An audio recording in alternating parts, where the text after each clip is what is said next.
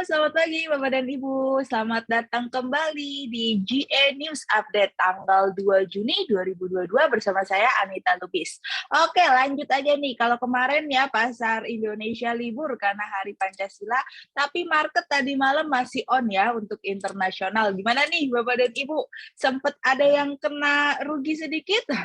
Karena tadi malam ya bursa ekuitas Amerika sempat melemah gitu ya. Dow Jones ditutup turun hampir 0,54%, di mana karena beberapa indeks blue chip juga pada merosot nih ya. Terus kalau kita ngomongin S&P 500 juga turun 0,75%, sedangkan Nasdaq gitu ya turun juga sekitar 0,72%. Ini kenapa sih penyebabnya? Karena beberapa saham kemarin gitu ya ada laporan keuangannya seperti Goldman dan JP Morgan, laporan keuangannya tidak sesuai ekspektasi. That's why gitu ya beberapa investor mulai menarik dananya kembali. Tapi kalau kita ngomongin secara teknikal itu sebenarnya dari titik trader untuk ambil take profit aja sementara, tapi kita tetap harus wait and see gimana ke depannya nih, apakah bisa rally kembali atau bullish trend terlihat kembali. Nah, kalau kita ngomongin Dow Jones saham berjangka gitu ya, kita ngomongin indeks berjangka, tadi pagi tutup stabil ya di 32.799, S&P naik tipis 0,05% di 4.100, dan Nasdaq naik tipis di 0,07% di 12.560.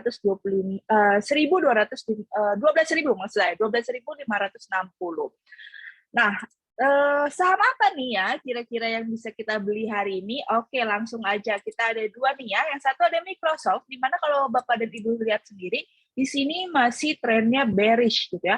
Sempat kemarin naik ya, yang cuan kemarin gitu ya. Tapi kalau kita ngeliat dari secara trend daily-nya, ini masih bearish. Dan kalau Bapak Ibu mau buka gitu ya, bisa buka open short sell gitu ya, di mana ini kita bisa lihat di atas ini sudah ada tanda-tanda doji dan tanda-tanda spinning top, di mana setelah ini kemungkinan akan mengalami penurunan.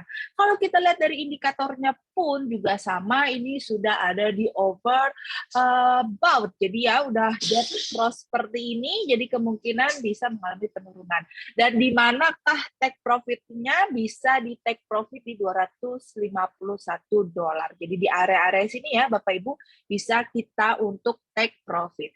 Satu lagi, selain ada Microsoft gitu ya, ada juga Amazon nih yang kalau misalnya kita lihat gitu ya, walaupun awalnya terlihat seperti double bottom, tapi kalau misalnya kita lihat mungkin ini akan menjadi koreksi sedikit, karena kalau kita lihat dari stokastiknya sudah di overbought gitu ya, dan di sini juga sudah ada doji. Jadi kemungkinan nanti malam kalau misalnya ada yang mau short sell dari Amazon gitu ya, bisa juga short sell buka open posisi di Amazon. Tapi perhatikan juga buka posisi lotnya ya Bapak Ibu ya. Next, setelah kita ngomongin saham, ada komoditas. Nah, gimana nih komoditas? Minyak mentah dan emas ini masih lumayan ya. Kalau misalnya kita ngomongin harga minyak mentah tadi malam atau hari Rabu itu sempat menguat karena Uni Eropa menyetujui larangan tentang invasinya terhadap Rusia. Nah, makanya mulai hari Senin nanti gitu ya dilarang untuk ekspor dari Rusia. Maka dari itu minyak mentah berjangka Brent gitu ya tadi malam meningkat nih menjadi 0,6% atau 116 USD per barelnya. Sedangkan WTI gitu ya naik 0,5% menjadi 115 USD per barelnya. Nah, setelah kita ngomongin minyak mentah, gimana nih ngomongin masalah emas? Kalau misalnya pasar saham tadi malam gitu ya mengalami penurunan, nah emas bangkit nih ya, karena balik lagi banyak investor yang mau mencari ke tempat-tempat atau instrumen-instrumen yang lebih aman, atau kita ketahui sendiri ya harga kalau kita tahu sendiri emas itu seperti safe haven-nya mereka gitu ya, makanya mau nggak mau banyak investor yang pindah ke emas tersebut. Dan kalau kita ngomongin harga emas di pasar spot gitu ya, tadi malam meningkat 0,6% menjadi 1.847 USD per ounce-nya. Dan kalau kita ngomongin saham berjangka, emas berjangkanya, maaf maksud saya, itu naik 0,02% lebih tinggi menjadi 1.848 USD per ounce-nya. Nah, hari ini enaknya apa nih, Mbak Anita? Oke, kita ngomongin berjangka dulu ya, Bapak Ibu. Tadi pagi walaupun sempat naik, sempat mengalami penurunan nih, sedikit tipis gitu ya, di 2,68% dari 112 per dolarnya per barelnya. Sedangkan crude oil Brent gitu ya, juga turun 2,53%. Nah, emas tipis nih ya turunnya ya di 0,03%, dan silver juga tipis di 0,41%. Nah, langsung aja kita lihat nih ya, komoditas gimana sih gitu ya. Kita buka dulu WTI USD. Oke.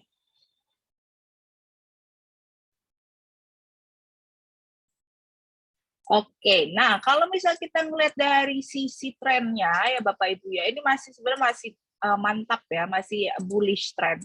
Tapi kemarin tadi malam ada gap sedikit gitu ya, hari ini maksud saya gap sedikit gitu ya. Kemungkinan hari ini masih mengalami bearish trend gitu ya, walaupun tadi malam beritanya masih oke. Cuman hati-hati kalau misal kita mau pindahkan ke 30 menit gitu ya, kemungkinan masih ada unsur-unsur kenaikan gitu ya.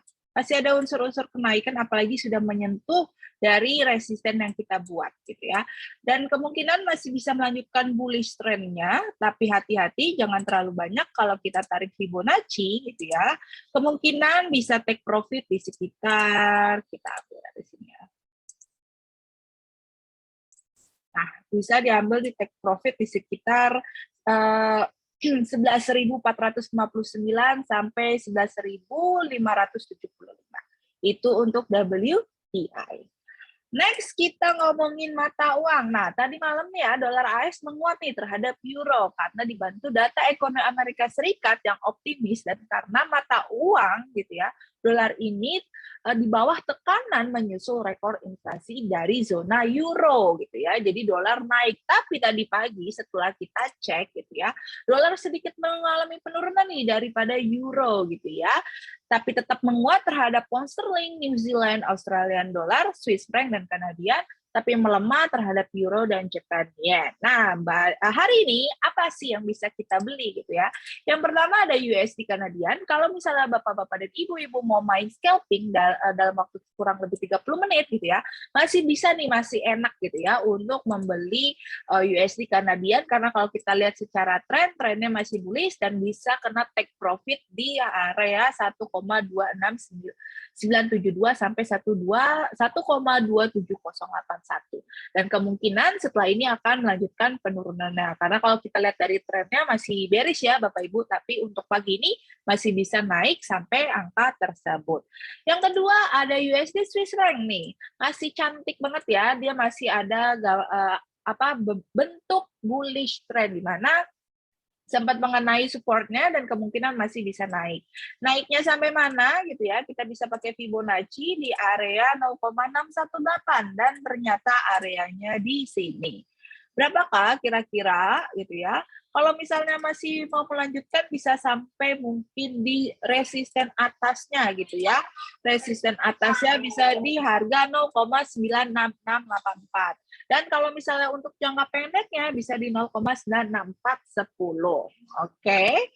Lanjut lagi ada cryptocurrency gitu ya. Kalau cryptocurrency seperti apa sih? Oh, kalau misalnya tadi malam nih ya, cryptocurrency mungkin beberapa hari kemarin naik gitu ya. Tapi benar ya Bapak Ibu, setelah prediksi kita tepat ketika mengenai di 31 dan 3 di 30 dan 31 mengalami penurunan. Tapi kalau misalnya hari ini kenapa sih ya Mbak Dita turun?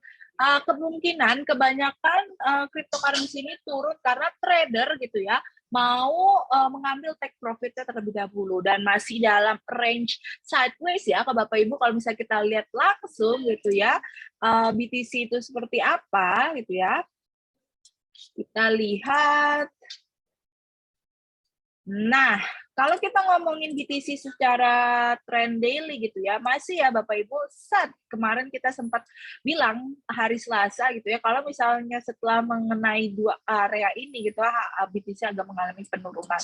Tapi gimana nih Mbak Anita, kalau misalnya hari ini apakah cryptocurrency mengalami kenaikan atau mengalami penurunan. Kalau misalnya kita ngelihat dari stokastiknya, ini masih di area di area normal ya Bapak Ibu, uh, di antara 20 sampai 80. Jadi kemungkinan malam ini sedikit masih mengalami penurunan. Cuman harus hati-hati juga karena kalau misalnya kita lihat di sini ada resisten juga ya, support yang lumayan kuat ya di sini. Jadi kemungkinan bisa jadi malam ini mengalami penurunan di pagi maksud saya siang nanti mengalami penurunan dan di malam mungkin bisa mengalami kenaikan. Dan yang terakhir, yang terakhir ada apa nih ya kalender hari ini? Kalender hari ini yang paling penting atau important eventnya ada ADP Non-Farm Employment Change. Apa itu? Jadi untuk mengukur ya atau estimasi perubahan dari karyawan ya yang ada dibandingkan karyawan bulan lalu. Kecuali gitu ya, farming industri dan government. Nah, kalau misalnya angkanya ini ternyata lebih besar dibandingkan harga forecast ya, atau harga kemarin, maka ini akan bisa membantu USD untuk meningkat nanti malam. Jadi kalau misalnya mau buka posisi di USD ya, atau mau nanti malam mau buka forex gitu ya, trading scalping sebentar gitu ya, perhatikan juga waktunya di jam 7.15 karena ada event ADP Non-Farm Employment Change. Dan hati-hati volatilitasnya biasanya nanti malam lumayan agak kenceng, jadi perhatikan juga money manajemennya, ukuran posisi lotnya, dan perhatikan juga trennya. Oke, hari ini news update sampai di sini. Jika ada pertanyaan lagi, bisa langsung hubungi di grup community. Selamat siang dan selamat beraktivitas, Bapak dan Ibu.